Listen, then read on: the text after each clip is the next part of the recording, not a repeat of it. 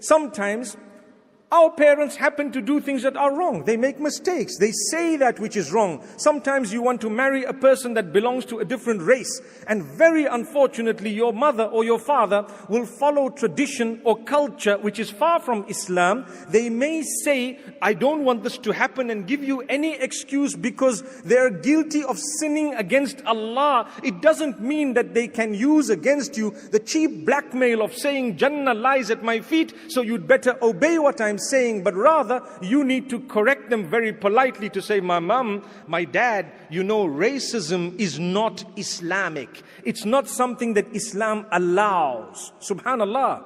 So it doesn't mean they should use the statement that Allah has made in the Quran to blackmail you and I to believe something un-Islamic or to do something that is not from Islam, but rather we will correct them very politely and remind them.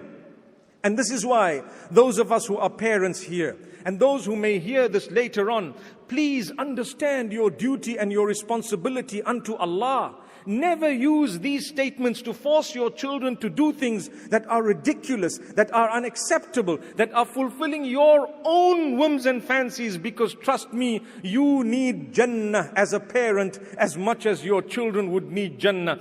Just like your children serving you would be their entry into paradise, you being kind to them and having mercy on them and obeying the instruction of Allah will also bring about that paradise for you. May Allah subhanahu wa ta'ala guide us.